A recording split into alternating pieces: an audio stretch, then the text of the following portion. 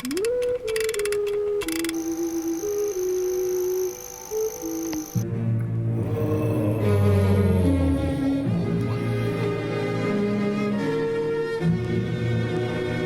Cine Kodak 8 Model 60. I'm very excited about this today, folks, because here we have a 1930s Cine 8 Model 60 8mm movie camera. So this camera, I also shot a test roll with this, which is really awesome. And here is my film back from the FPP lab. As you can see, it's got my name, my date, new 100 ISO reversal film, black and white, on the Cine Kodak 8 Model 60. And the great thing about shooting 8mm film, if you're shooting what's known as reversal film, this is like a by the way, John's on camera today. Hi, John. Hey, baby. This is a light panel that's I'm using as a light table. If you're shooting reversal film, you could actually get a positive image and then project your film in a vintage projector, as well as scanning your film. So you have a file to edit that you could post on your favorite social media or YouTube channel.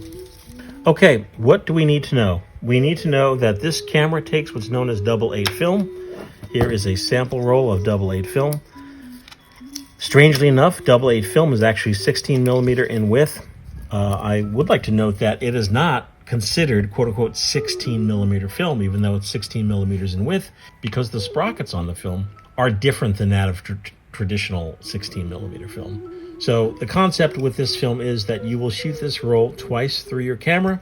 Once will expose one side of your frame, and the other will expose the other side of your frame, creating two side-by-side 8mm images that are developed and then slit in a laboratory that will give you one 50-foot roll of film.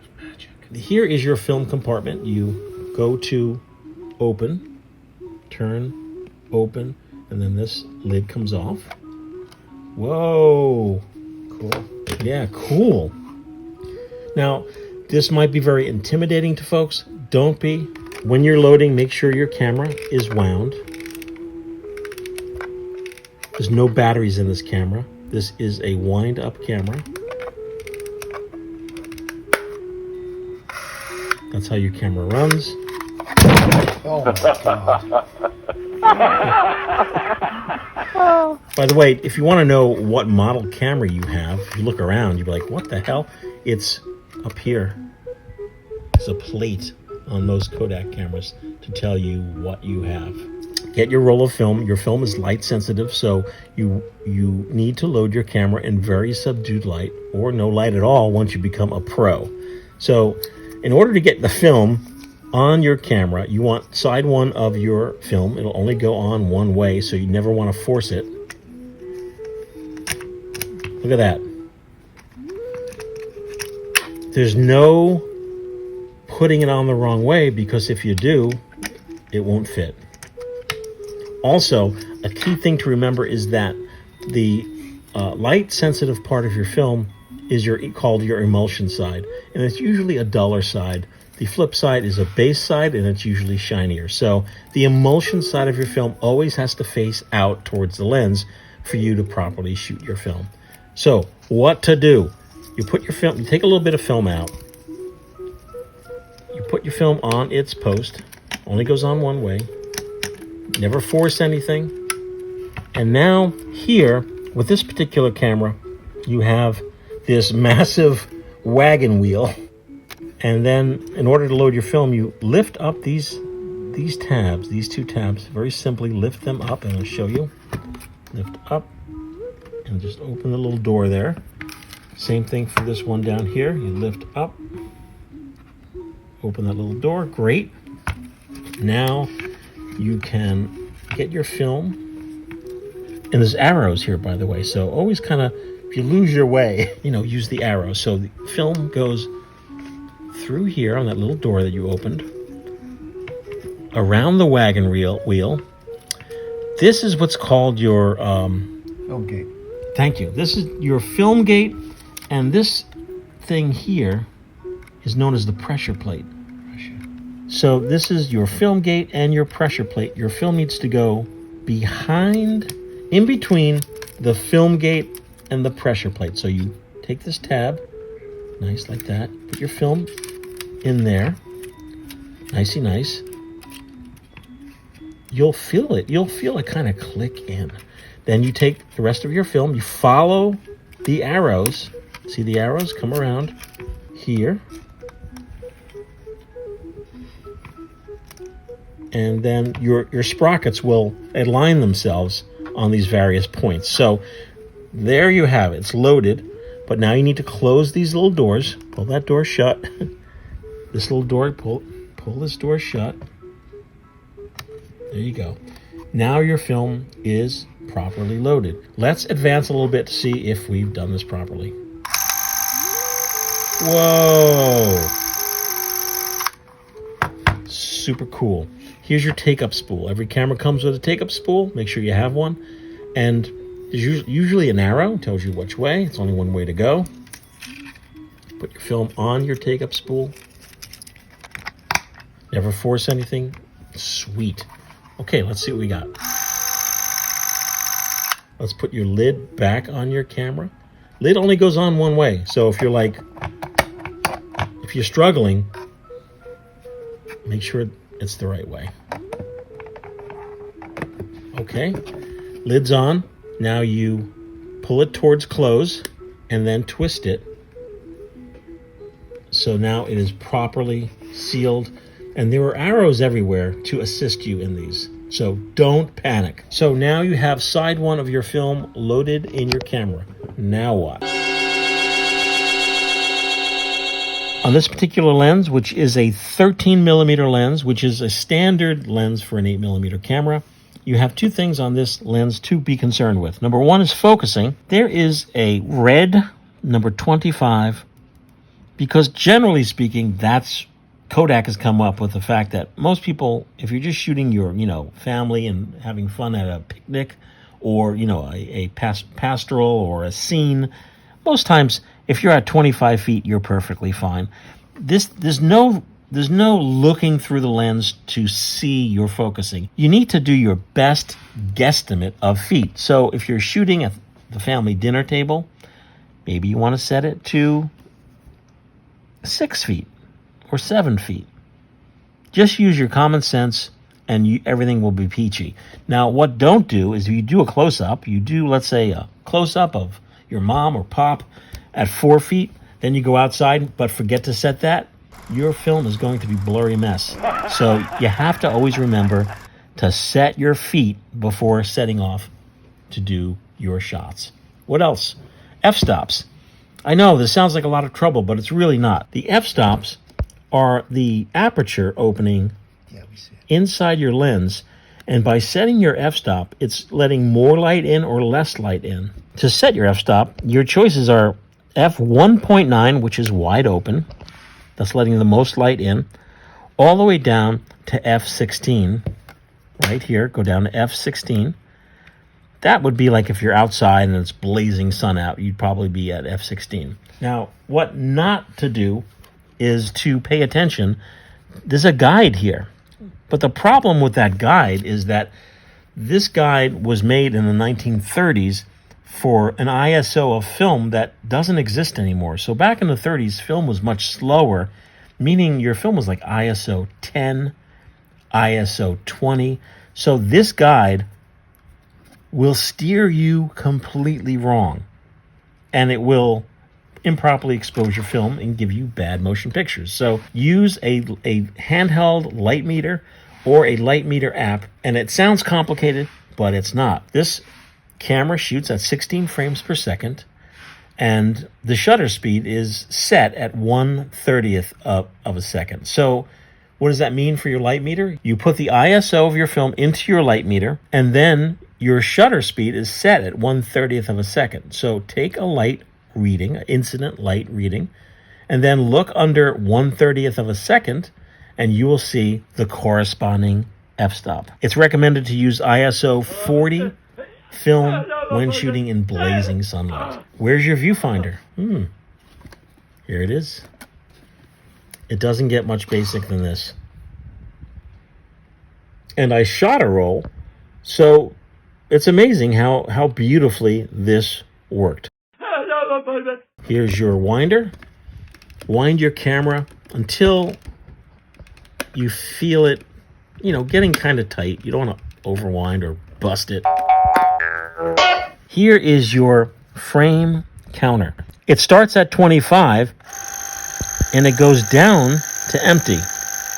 So we're going to roll out side one. So you would be having a good old time shooting. By the way, if you're shooting indoors, you can shoot indoors by using like an ISO 100 speed film and just utilize what's known as a light panel. This will illuminate your subject. And I shot my test roll with ISO 100 film indoors here at the FPP. John, working in the school donation camera program. It was also Pizza Friday. We had a lot of exciting things going on, and I was using this light panel for all the indoor shots. Now, once you start using your camera on a regular basis, even though you have your counter here, you'll be able to hear. It's like the force. It's like being in tune with your early 20th century gear. You'll hear it run out of film. It's very important not to open this compartment while you're shooting because you will expose a lot of your film to light and you'll ruin your roll. We don't want to do that. Here we go. Listen.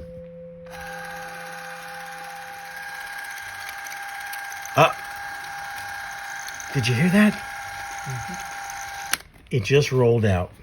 Okay, so now you shot side one. You're at the family picnic. And what do? You dash inside wherever you have to go to have dim or no light. Open the door. The film is now off our roll and onto our take-up spool. So now what you need to do is literally flip your film and reload your camera. Yes. Take your take-up roll, flip it, take your original film roll, which is now the take-up roll. There is this film counter lever here. So take that. Flip it. Take your film. Remember, same thing. Emulsion side facing out. Same thing. Take enough out. Put the film on your post. Only goes one way. Never force it. Here's your film indicator. Pink, you see that? Look at that. Open up your doors. Door number 1. Door number 2. Put your film, follow the arrows, put your film. Beautiful. Over here. Here's your film gate and your pressure plate. Pressure. Put it behind, in between the pressure plate and the film gate. You'll feel it kind of snap in. You want to make sure that's loaded properly. Follow the arrows. See, follow the arrows. So this arrow goes around this bump. So you want to follow the arrow. This is what's known as your loop, L-O-O-P. Go into this gate here.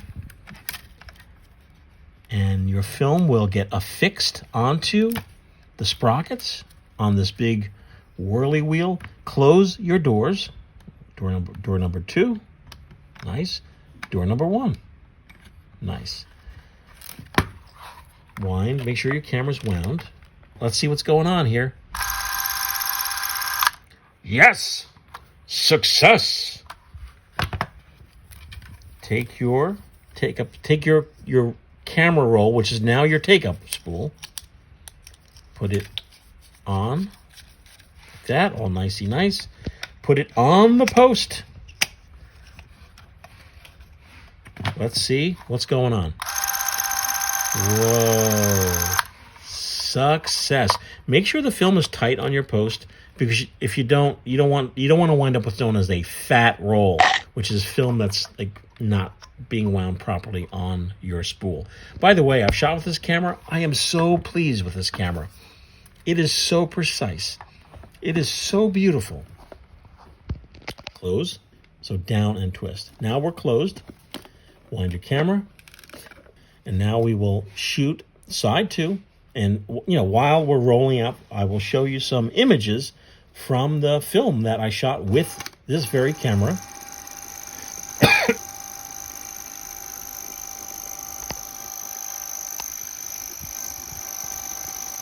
Now, when you're shooting, you may ask, oh gosh, how long per shot can I get per wind?